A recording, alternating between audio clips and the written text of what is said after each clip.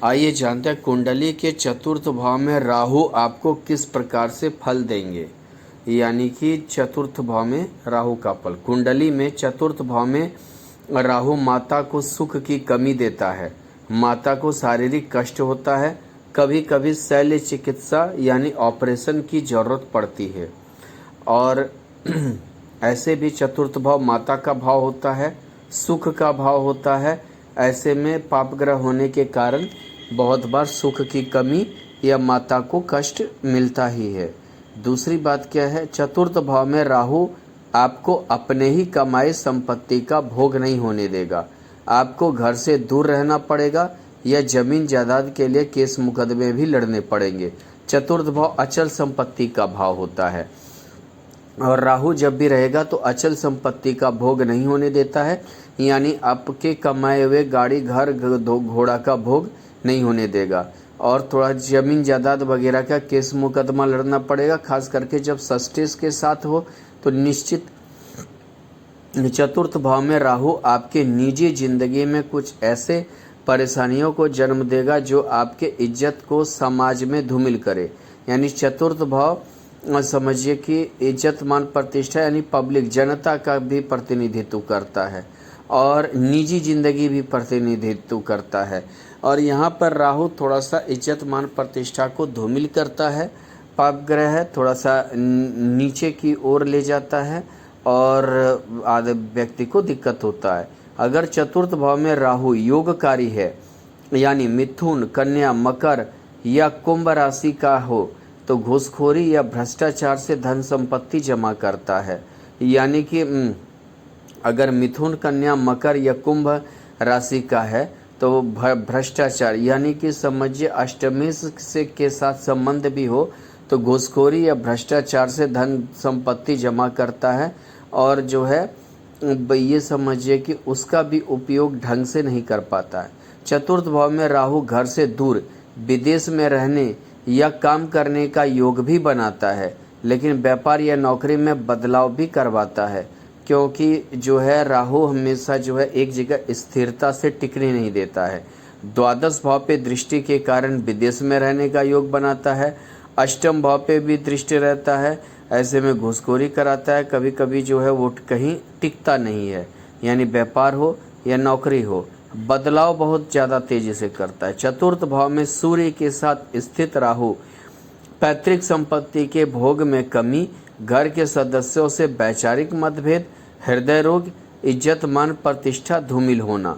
अगर सूर्य ही इज्जत मान प्रतिष्ठा सम्मान देता है, ग्रह का राजा है, और ऐसे में जब भी सूर्य के साथ राहु रहता है तो ये इज्जत मान प्रतिष्ठा का धूमिल करता है, यशस्वी नहीं होने देता है और पैतृक संपत्ति का भोग भी नहीं होने देता। सूर्य पिता का प्रतिनिधित्व करता। चंद्रमा और राहु की युति चतुर्थ भाव में होना जातक को माता से दूर कराता है या माता को शारीरिक समस्या देता है, किसी भी कार्य में स्थिरता नहीं देता, फेफड़े में या लंग्स में पानी होना, अतीत में बीती दोष पीछा नहीं छोड़ती। यानी अगर चतुर्थ भाव में चंद्रमा और राहु युति है, चतुर्थ भाव माता का भाव है, तो जाहिर सा बात है चंद्रमा और राहु की युति जो है वो ग्रहण योग बनाता है, माता को तकलीफ देगा, किसी भी कार्य में स्थिरता नहीं देगा। चतुर्थ भाव फेफड़ा, लंग्स वगैरह की प्रतिनिधित्व करता है और इसमें पानी होने का डर बना हुआ रहता है। चतुर्थ भाव में राहु और मंगल की युति यानी अंगारक योग के कारण घर में व्यक्ति अपनी ज़्यादा चलाने की कोशिश करता है, हर किसी से दुश्मनी, जमीन जायदाद के लिए केस मुकदमा लड़ने वाला, गलत तरीके से पैसा या धन इकट्ठा करने वाला, माता को शारीरिक समस्या, पत्नी से दूरी, हठी, आग या करंट से खतरा, हृदय रोगी, लोभी, स्वार्थवश अपने भाई बंधु को धोखा देने वाला, अपनी महत्वाकांक्षा या इच्छा की पूर्ति के लिए इज्जत ना रखने वाला इंसान होता है।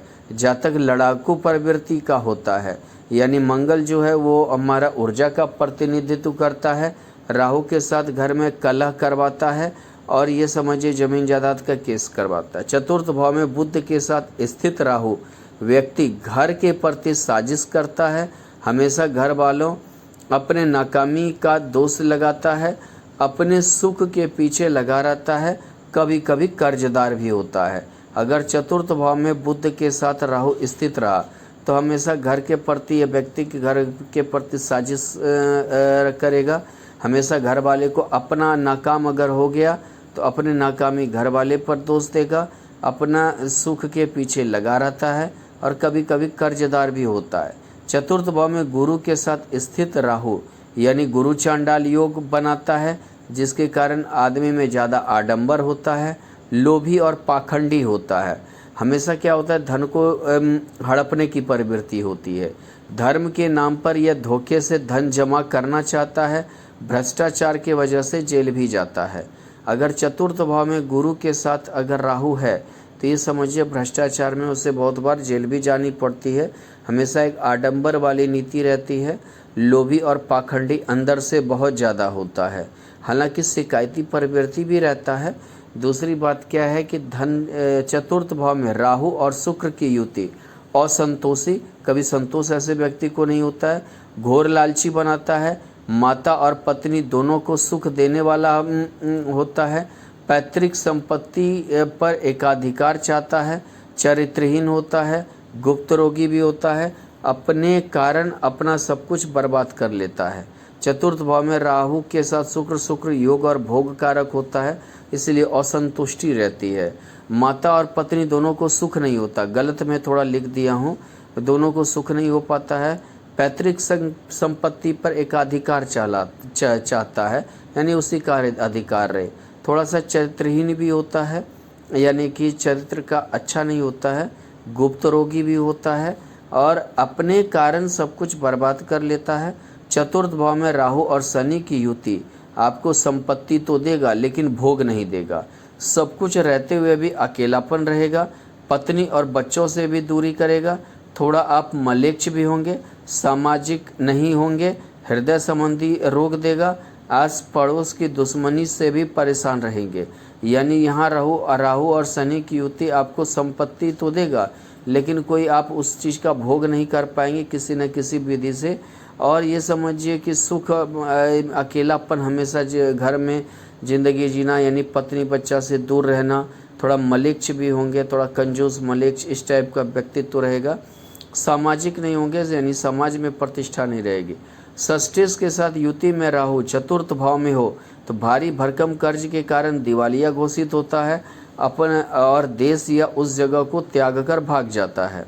अगर षष्ठेश के साथ राहु चतुर्थ भाव में है तो ये ऐसे व्यक्ति के किसी बिजनेस के प्रति या कोई बड़े प्रॉपर्टी गाड़ी घोड़ा के प्रति बहुत ज़्यादा कर्ज ले लेते हैं। खास करके शुक्र हो तो भौतिक सुख के लिए कर्ज ले लेते हैं और उन्हें देश छोड़कर भागना पड़ता है, या बहुत समझिए कि दिवालिया घोषित कर देते हैं, या समझिए वो जगह को छोड़कर भाग जाते हैं। अष्टमी से युति में राहु अगर चतुर्थ भाव में हो, भ्रष्टाचार से धन इकट्ठा करता है लेकिन सरकारी दंड के कारण सब कुछ खो देता है, यानी CBI IB इनकम टैक्स के कारण जो है सब कुछ खो देता है। और अष्टमेश की युति में राहु अगर चतुर्थ भाव में हो तो यानी कि समझिए थोड़ा सा भ्रष्टाचारी होता है, थोड़ा सा समझिए कि बेईमान होता है, जिसके कारण धन इकट्ठा करता है लेकिन सरकारी दंड इनकम टैक्स वगैरह के कारण दिक्कत होती है।